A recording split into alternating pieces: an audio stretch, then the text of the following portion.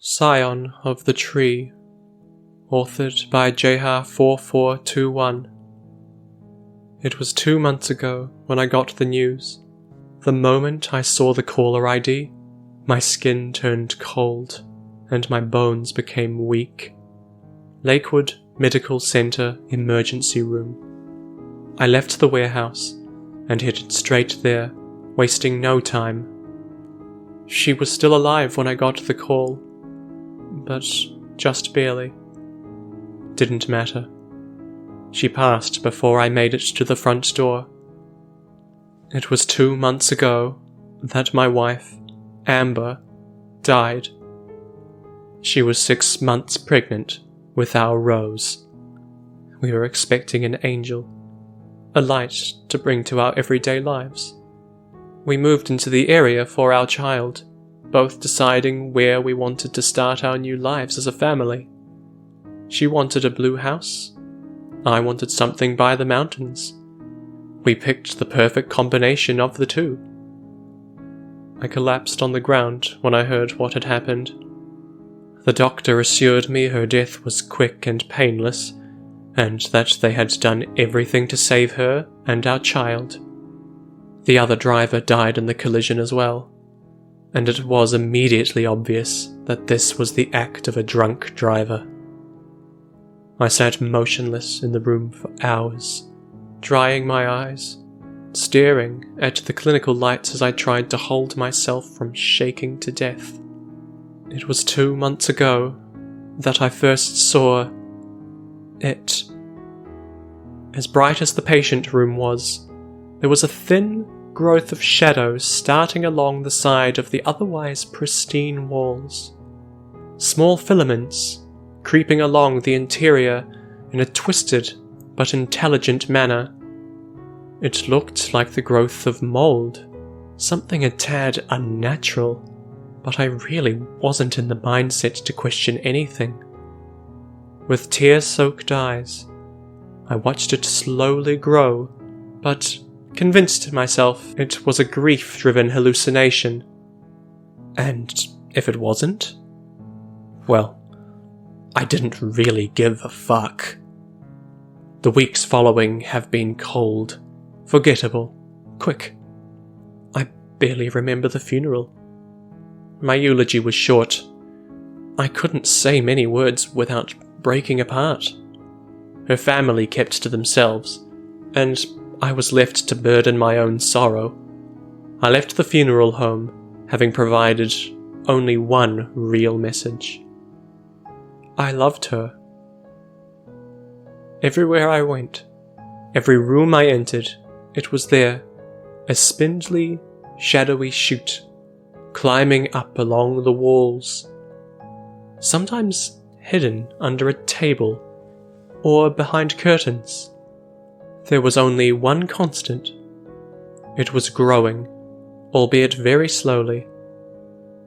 I didn't give it any consideration.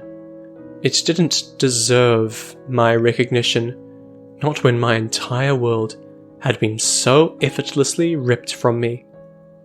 Weeks passed. I lost my job. The house became my prison. The world was impartial to my grief, so I became impartial to it. I really didn't need to leave. I had savings for months. I welcomed the comforting coldness of independence while I reconciled with what happened. I took up smoking. Then I promised I'd quit. Then I took up smoking again. The phone would ring, but nobody would answer. I was turned off. I wasn't a man, but a ghoul living in a tired body. I spent my nights in front of the television, fake light bouncing off my dreary face and into the void. I almost always held a cigarette in my hand, choosing the reality where everything was dizzy and sick over the one where I had to confront the looming darkness of the shadow that kept me company. This shadow was growing, and growing, and growing. I thought I could see roots and the small shoots of leaves forming along the shadow's figure. I had begun to feel a bit disconcerted with its presence, but I was in a maze of grief. Still, I was unsure if it was possible to hallucinate something so intricate for so long. This thing had followed me everywhere, always getting bigger and always present. I hid my uneasiness behind liquor. I drank every night until I fell asleep, stringing up the same dreams of a peaceful, blue house by the mountain where Amber was still alive, still my wife, and I had a child yet to welcome to this world. Last night, I had the same dream.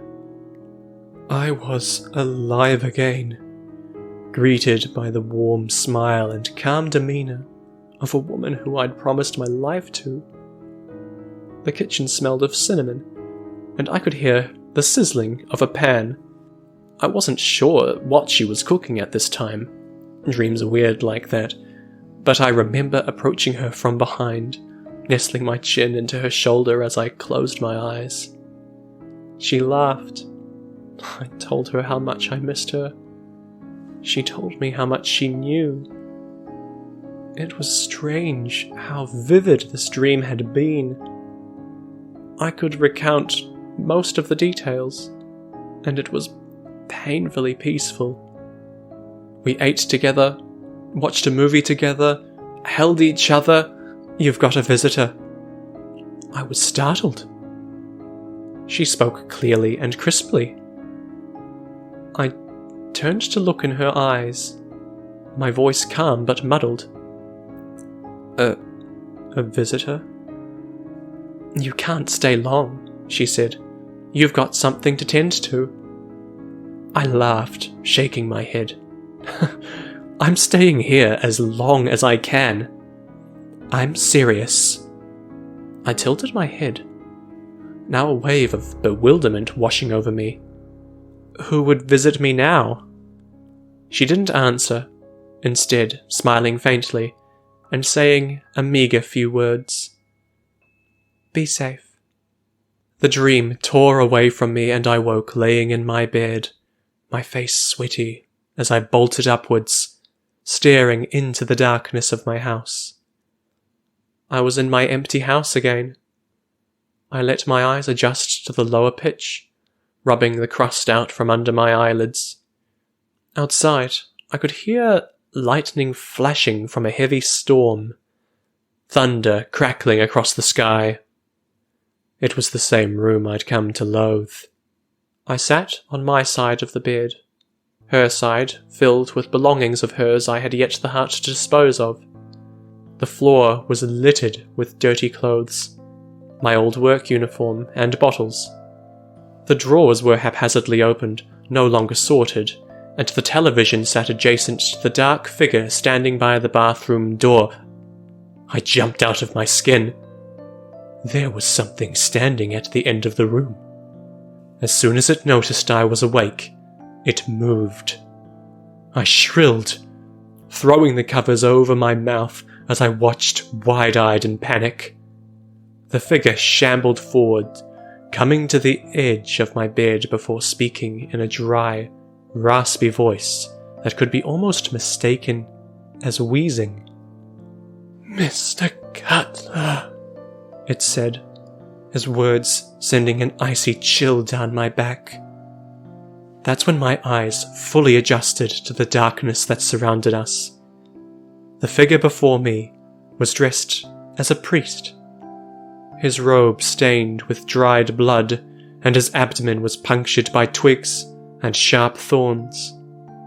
Small black barbs lined the wood that stabbed out from him, and they were rustling violently as he stood motionless. His skin was wrought and pale.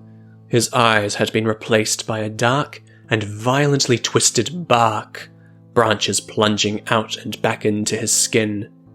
His entire body was adorned with scratches and open gushes, yet he paid very little mind to his condition. He only stared at me with missing eyes.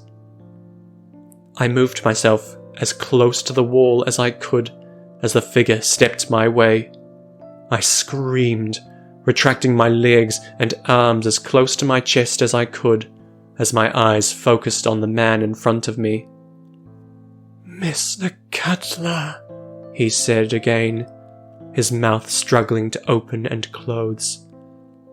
"You've been visited by the tree." My mouth was agape as I closed my hands into fists.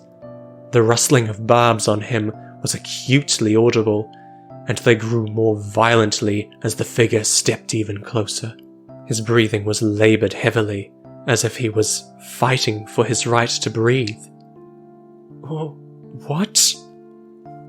"I wish you no harm, Mr. Cutler." He brought himself to the edge of the bed, the outlines of the branches at a stark contrast to his pale figure. He sat down, turning achingly slow to face me. "I am simply here by my master's will." The man before me should have been dead.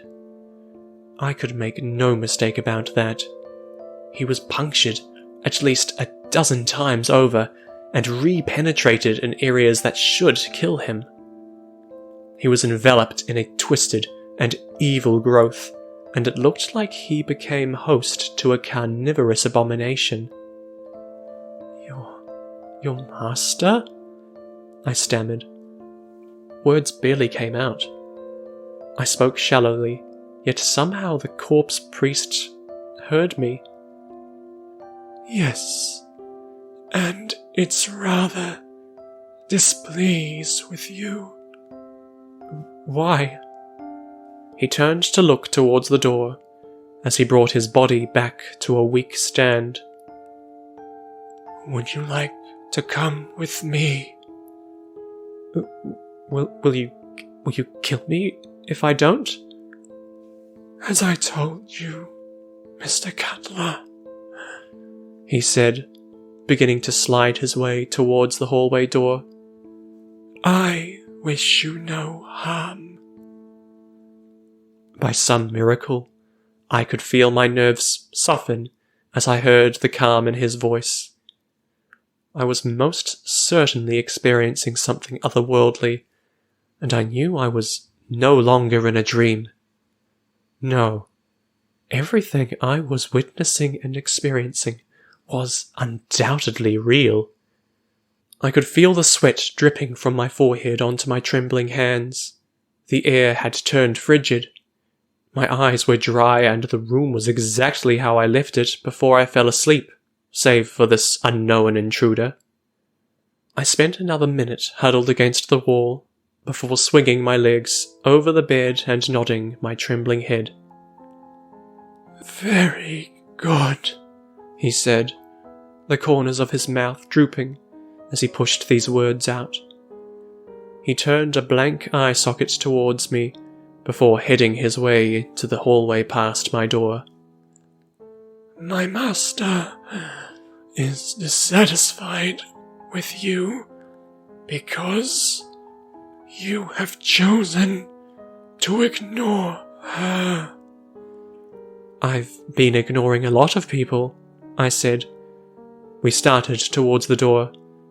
I walked a good distance behind the shambling man that now guided us into the dark. "Have you noticed the shadows creeping up your wall? Notice how it follows you wherever you go?" I nodded, staying silent.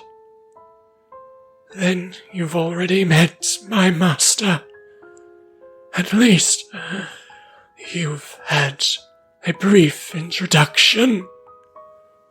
We passed the nursery at this point, my heart pounding as I clenched my hands.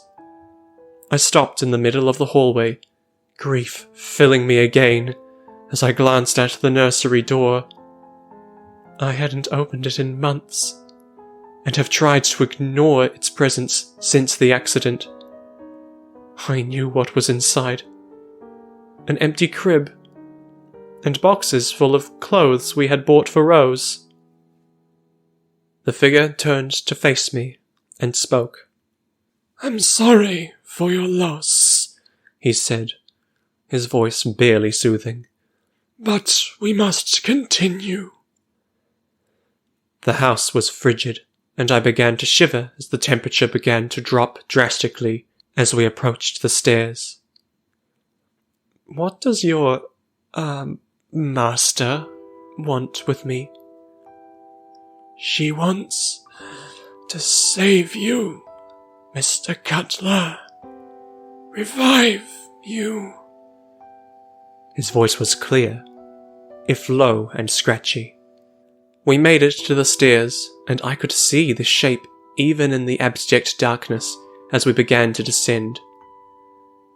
A large, imposing plant had engulfed the far side of my kitchen.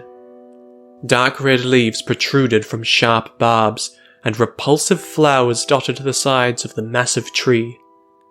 I could hear rustling in the darkness, and I could only surmise that along this tree were thousands of barbs that had become aware of my presence, now shaking violently. My heart was erupting, my legs shaking, and I held my hand over my mouth and nose to cover the stench of rotting flesh coming from the center of the room. The priest slowly turned to me, his colorless expression and bloody face doing nothing to offer me comfort. "It's beautiful, isn't it?" I shook my head. No. That's not real, is it? "It is more real than you or I. We merely live in its shadow."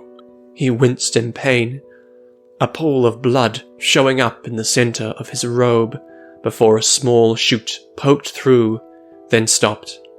I let out a yelp when the shoot turned towards me, the shape of the twig resembling that of a tooth. He clenched his chest, gathered himself, then started speaking again. "Would you like to meet her formally?"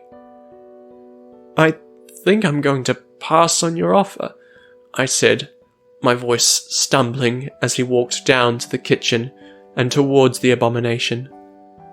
"Please, Mr. Cutler, I assure you that it is as harmless as I. It just wants to open your eyes to the true form and have you join its servitude.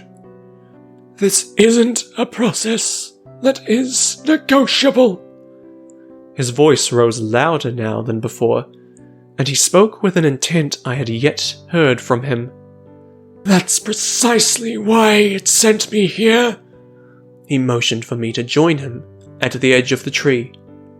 I gripped the railing of the stairs, my knees wobbling as my eyes scanned the scene before me. I descended and wearily made my way to the priest, grabbing a steak knife on the nearby counter just to be safe. "Reach out your hands and touch it," he said. This close to the tree, I could see my breath as I shivered and shook violently. I looked at the bloody protrusions coming from the man's body. "Are you sure it's peaceful?" The priest looked back with empty sockets, nodding his head. The barbs on the tree violently shook, and the flowers that dotted the wood were opening and closing, turning slightly as if to follow my hand as I slowly reached out. If I knew any better, I'd say it looked as if the plant was salivating. I don't think... A vine shot out of the dark, quickly twisting its way around my arm. I hollered as I could feel barbs penetrate my skin, the vine squeezing as I viciously pulled away with all the strength I had. The priest spectated in moderate interest as the tree began to pull me towards it, flowers opening up and revealing hundreds of teeth. I screamed louder than I ever have, my free hand gripping the steak knife, intense pain flaring up my arm. I swung the knife to the vine, cutting until the tree pulled back, releasing me, I stumbled backwards into the table, knocking over a chair as I landed on the floor. I scurried to the edge of the furthest wall, my breathing wild as blood spurt from the new holes along my arm. I gripped my hand, clenching my teeth as I watched my arm turn red. "What the fuck is that?" I screamed, panicked breaths. "You said it was harmless." "It's a new experience you haven't yet had the pleasure of facing," he said. "The first time is always the roughest." I watched him as he outstretched his hand to the tree, a small vine slithering from its bark and up his arm before burrowing under his skin. He pulled his arm back, a feeling of intense pain splashing on his face before he returned to normalcy. "I want you and your stupid plant to leave," I said. "We won't be doing that. You are filled with so much grief, so much pain. We shouldn't let that go to waste."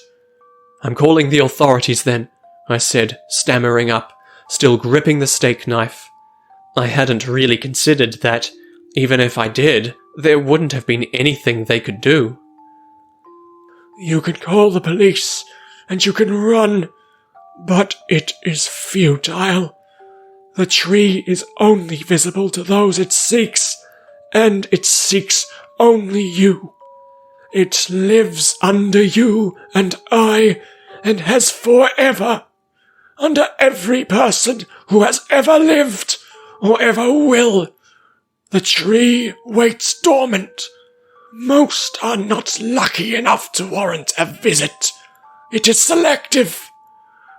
But it can never be outran. So please, Mr. Cutler, let's stop wasting time," he cried out as the branches under his skin twisted, forming new holes in his torso and contorting his limbs. Then he let out a blood-curdling scream as the tree racked his body, bringing him to the ground, spinning and rolling before he regained control. Moments passed, and he slowly stood back upright, as if nothing had happened, his body now covered in disgusting growths. "It's using you," I said through seething teeth. "You're letting it, and it's eating you alive." "That is such a primitive way of looking at it." His voice boomed across the house, and I began to feel goosebumps growing on my skin. The pain in my arm flared, and the tree began to creep further along the walls of the kitchen, branches extending over the back door. I turned to where the front of the house was, small twigs now blocking the exit. The priest made his way to me, holding an outstretched hand, the barbs whistling at me as he came closer. I stood further back. "You must understand, it only wants to give you a new purpose," I mumbled, fear overtaking me once again as I refused to look at the figure standing before me. "And what has it done for you?" "It saved me as I died. I spent my last weeks running from it, very much like you are. But I could never get away, and so, in my dying breaths, no longer able to escape, I embraced it. It has burdened me with the truth of our world, and the world beyond, the world of the true form. And now I act as its agent, so that others may see the light as I have." I began to stand, inching closer to the staircase. "So that's it then? You let it kill you?" "It didn't kill me. It gave me a new life. No, I died because of something far more mundane." He turned to me with empty sockets, a new darkness filling his gaze. Before he spoke, I could feel my heart accelerate, and my body stiffened as my fear was turning into something far more primal. He coughed up blood and glass before speaking to me again. The cause of my death was an automobile accident. I felt the temperature of the room rise from the dreary cold I was now beginning to grow used to. In the back, the tree was beginning to grow again. A car accident. Precisely that. At that point, his grin became deep, and his eye sockets grew darker as he poised himself to confront me directly.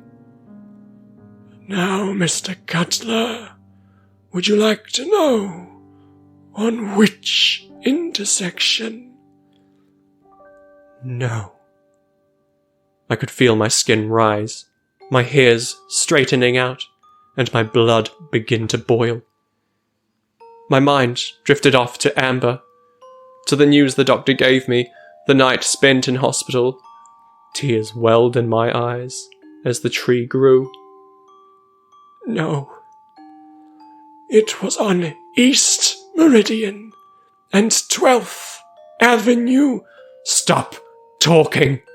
I could hear the rustling of the damned tree as the branches began to expand and the walls exploded with thin growth.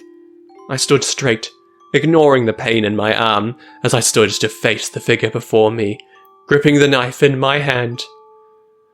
I saw the other vehicle coming. It was a yellow sedan, wasn't it? I don't remember the exact details. I was quite drunk. I screamed as a fist cut through the air and landed in the center of the bastard's face. He stumbled back, and I brought another blow to the other side, the force causing him to meagerly shamble closer to the tree.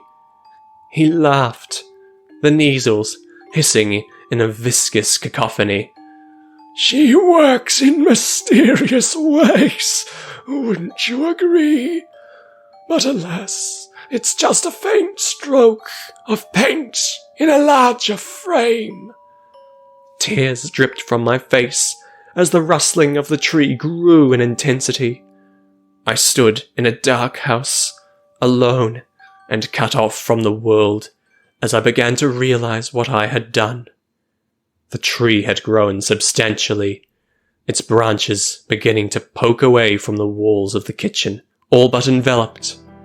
The walls of my house were becoming a mess of vines, barbs and branches, and the flowers were all pointing towards me, opening and closing like salivating mouths. The priest smiled, and I glared at him with bloodshot eyes. You killed my family. You took my child's future away. You took everything I lived for. No, Mr. Cutler. I haven't taken anything from you.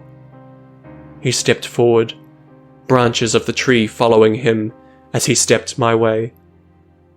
Not yet, anyways. But I will. And it'll be for your own good. You will embrace the tree. Fuck your tree! Vines snaked around his ankles, extending across the floor like a dark labyrinth. Do you know what she said in her dying breaths? She kept calling out your name. Now, you should understand that speaking with a punctured lung is very difficult. But she did try. I could feel my legs wobble as my body grew weak. I stammered towards the stairs, turning away from the tree and the priest, my back exposed. And your daughter was going to be a fantastic doctor. She would have saved so many lives. I fell to the wall, my bloody arm feeling loose. I could hear the tree approaching. Please, I sobbed. I don't want any of this. You would have had a son as well, he said. Would you like to know more about him? The tree erupted as I was plunged into a wave of grief. The priest stood, his broken arms outstretched. I held the knife in my hand, turning quickly and placing it in his chest. I was close to the corpse's face, his missing eyes peering into my soul. Blood trickled down from where the knife stabbed into him. He smiled, grabbing my hands. I hollered as I could feel barbs penetrate my palms. I writhed and tried to pull away, but he gripped tightly. The branches protruding from the walls slowly closed the gap to me. Think about the day you lost them. Think about how miserable and alone you were at the funeral. Remember how weak it made you. Let the tree grow. Let them be your martyr. The flower began to open, and tendrils with sharp, teeth-like appendages began to emerge. The priest opened his mouth, his bottom jaw cracking as a large vine slithered from his throat. He moaned in intense pain, and for a brief moment his grip softened. I pulled my arm from the barbs, my skin shearing as they tried to regain a grasp. I stumbled back as he fell to his knees, shaking violently as the bloody vine grew from his mouth and onto the floor, shaking its way towards me. For a brief second, I could see panic in his demeanor, and he reached out as if he was begging me to end his suffering. I had very little sympathy for this man. My hand had become a mess, deep lashes oozing dark blood that fell to the floor.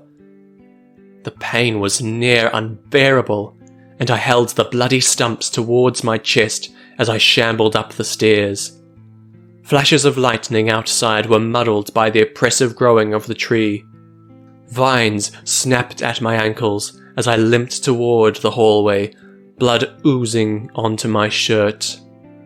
I pressed my body against the wall, branches slithering into the hall from my bedroom. I turned behind to see the priest crawling up the stairs, the vine wailing in the air as it was trying to grip onto me. I thought I could hear him begging for help. I was surrounded. There was only one way to go. I turned towards the nursery, pain flaring through my hands as I gripped the door, turned the lock, and fell through. The room had been, so far, untouched. The walls were a bright pink, and it was mostly empty, save for a crib and boxes of clothes that we bought to prepare for the child. I slammed the door behind me, slumping against the frame as I heard the rustling and roach behind me. Something large bumped into the door, and I felt it bulge against my back. I yelped as I heard the wheezing of the priest as he slammed his body into the door. I gripped the frame, pushing myself against the crib with the force of my whole body, closing my eyes as I could feel the encroaching darkness suffocating me. I was ready to escape this nightmare. I thought of our last week. I thought of our last month. The banging on the door was intensifying, and I could hear small vines coming over the top of the door. I thought of the day that we painted our nursery. It was the same day that I promised Amber I would quit smoking forever. I faintly remember the smell of paint, the bright sun, and the shared optimism we had. I handed her my lighter, telling her I was officially clean and that our child would breathe clean air. The door was busting on the edge. The rustling was deafening. "I'm going to join you," I said. She looked up at me, a look of confusion on her face. "What about your own life?" I shook my head. "I'm afraid it's over." The house in the stream was bright and warm as I remembered it. We danced momentarily like that day we painted the nursery. I held her tightly as she gripped my torso. Then she pulled herself towards me, whispering with a faint sadness in her voice, "You can't let it win." I trembled. I could hear my own screams coming from somewhere behind me, struggling against a door that was ready to give in at any moment. "There's nothing I can do." She pulled away, and I could see the look in her eyes. "If you let it consume you, then this would be the last we ever see each other." She pulled the lighter out of her pocket, putting it in my palm. "Please, it's time to move on," she said. She hugged me for one last time. I weakly reciprocated. "I don't know if I can." I stood motionless, waiting for an affirming word, or something telling me that I didn't need to go through with this. When I didn't get one, I nodded. Instead, I could only mutter one word. "Okay. We'll always be here waiting. I promise." My eyes tore open as the door busted open against the weight of the tree. I stood back in the nursery, staring into the maw of darkness as it crept forward. My despair turned to anger as I clenched my fist. At the forefront was the priest. He held his hand out and spoke again. "It's time to come with us," he said. There was something metal in my left hand. I opened it, looking at the small lighter I had tossed months ago. Yet now it was here. I could feel the weight in my heart lift as the tree grew into the room. The walls and the ceiling became victims to its might. I turned towards the crib, and with a hissing shrill, I pulled one of the boards from it, ignoring the scathing pain in my arms. The vines were beginning to descend from the ceiling, sharp tendrils lined with teeth and barbs. I kept my head low as I ripped open the boxes with my fingers, grabbing the clothes we had stored. I tied as much as I could around the edge of the board, working as hastily as I could with trembling fingers.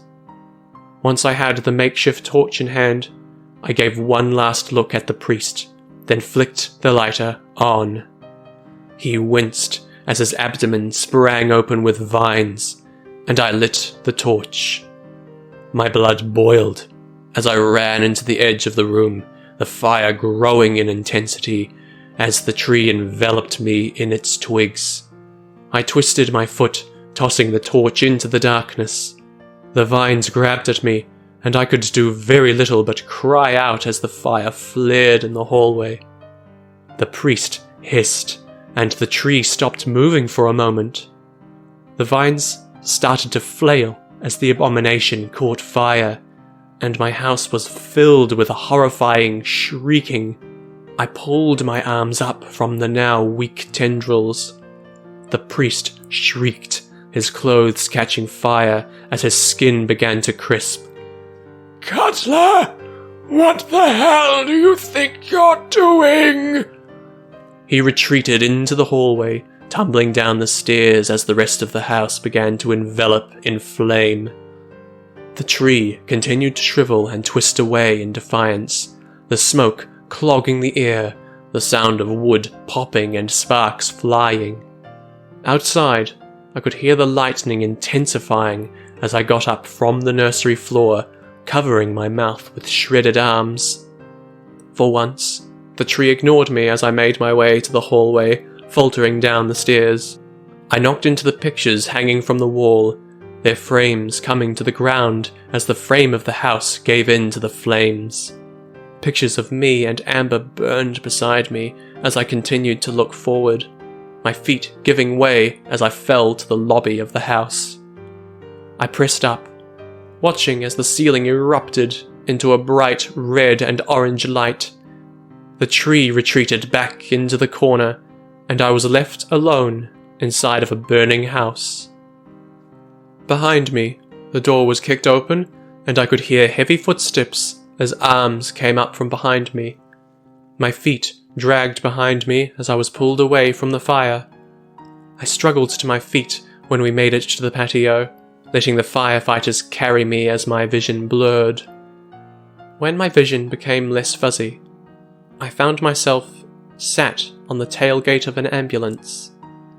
Ash smeared across my face and arm, sitting under a warm blanket. A firefighter walked up to me, his helmet brought to his chest. "Was there anyone else with you inside?" I turned to the burning entrance, the dark shape of a contorted figure staring at me from the flame. I saw branches poking from his body, and he stood motionless for a few moments before turning into the fire, engulfing himself in the flame. I shook my head no. A paramedic stood in front of me, a flashlight shining into my face. "Your house was struck by lightning last night, and our fire department is going to do everything in their power to save what they can." I watched as the blue house by the mountain withered away, burning, its ashes escaping into the night. My arms were lifted, the paramedics commenting on the mangled skin and deep lashes. They asked me if I knew what had happened. I told them I had no recollection. The last thing I remember from that night was the ambulance driver telling me everything was going to be okay. I nodded. And for the first time in months, I smiled.